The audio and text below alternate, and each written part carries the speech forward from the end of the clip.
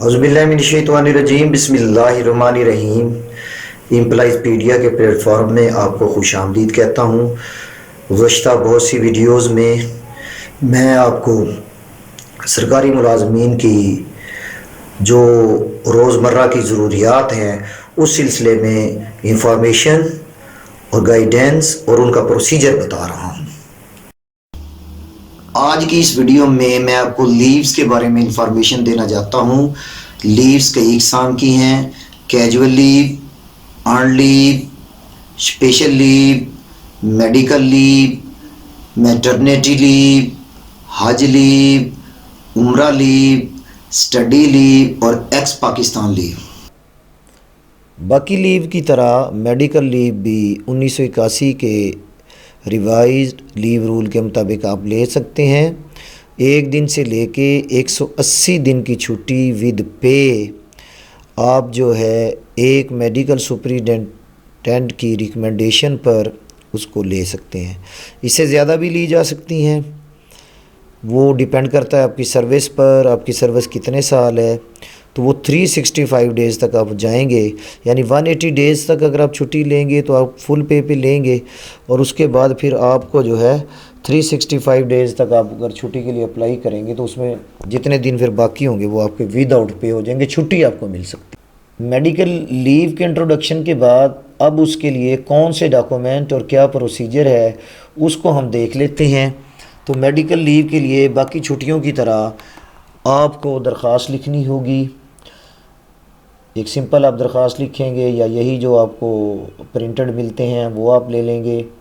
अपना शनाख्ती कार्ड बयान उसी तरह के एक पेज के ऊपर एक ही तरफ दोनों हों, आपके फ्रंट भी और बैक भी। और इसमें जो सबसे अहम बात है, लीव इंटाइटलमेंट सर्टिफिकेट आप इशू करवाएंगे डिस्ट्रिक्ट अकाउंट ऑफिस से। और जो मेडिकल लीव और बाकी लीव्स में फ़र्क है, आप एक दरख्वास्त लिखेंगे मेडिकल लीव के अप्लाई करने से पहले, जहां आप काम करते हैं उस अफसर से उसको फॉरवर्ड करवाएंगे, और जो आपकी कंपिटेंट अथॉरिटी होगी उससे आप उसको साइन करवा कर वो दरख्वास्त आप मेडिकल सुपरिटेंडेंट के नाम लिखेंगे, DHQ हॉस्पिटल के या THQ हॉस्पिटल के।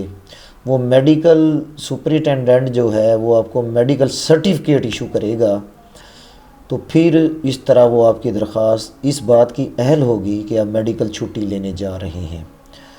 तो एक मेडिकल छुट्टी के लिए जो दरख्वास्त होगी उसका शनाख्ती card, leave entitlement certificate account office से, और मेडिकल सर्टिफिकेट जो है फ्रॉम हॉस्पिटल से, ये आपको इशू होगा।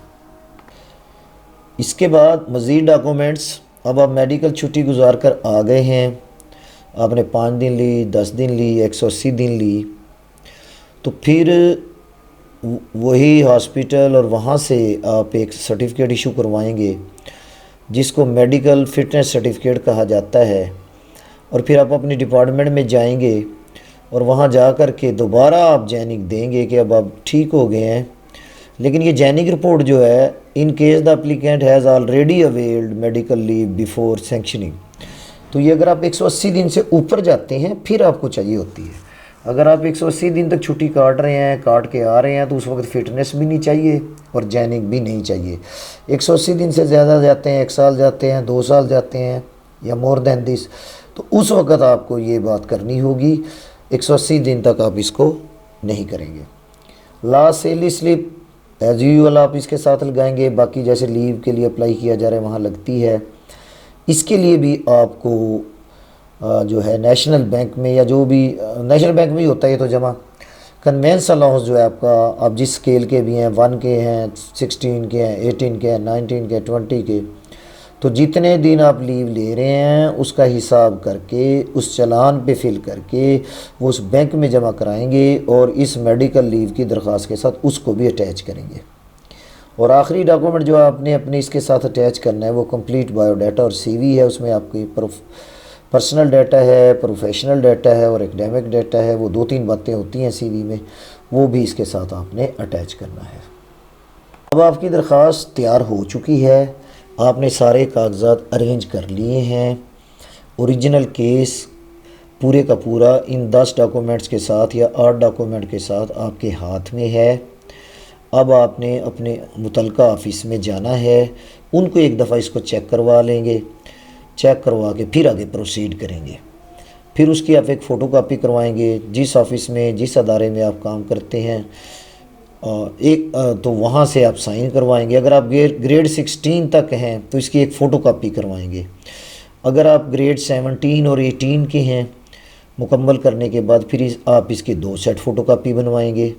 अगर आप स्केल 19 और 20 में काम कर रहे हैं तो फिर उसके साथ आप 3 सेट्स बनवाएंगे।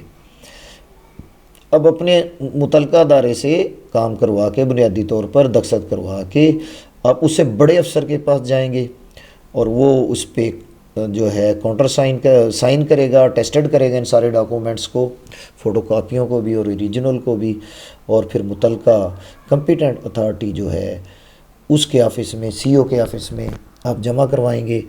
अब आपका ये डॉक्यूमेंट रेडी है। इस पूरी फाइल में आपने जो सबसे बड़ी बात मद्देनज़र रखनी है, ये 2 लिस्टें जिनमें एक में 5-5 आइटम आपके सामने आए हैं, 8 या वो 10 डॉक्यूमेंट जब आपने उनकी तरतीब आपने ठीक करनी है और ऊपर सीरियल नंबर भी लगाना है उन डॉक्यूमेंट्स का। वैसे ये स्क्रीन पे भी वो दोनों लिस्टें भी और इम्पॉर्टेंट नोट में भी ये सारी हदायत आपको नज़र आ रही हैं। इसके मुताबिक फिर आप मुतलका दफ्तर में इसको सबमिट कर देंगे। बहुत शुक्रिया। मैं उम्मीद करता हूँ ये सारी बात आपको समझ आ गई होगी और मेरे लिए दुआ कीजिए, मेरे चैनल को लाइक और सब्सक्राइब भी कीजिए। Thank you so much. एक बहुत अहम बात, आपने ख़ास तौर पे महकमा तालीम जो है, असाज़ा जो कराम जो है महकमा तालीम के, वो सारे के सारे इस छुट्टियों की दरख्वास्तों को ऑनलाइन भी अप्लाई करेंगे। सिस पर जाकर, SEDHR पर जाकर उन्होंने इसको ऑनलाइन भी अप्लाई करना है।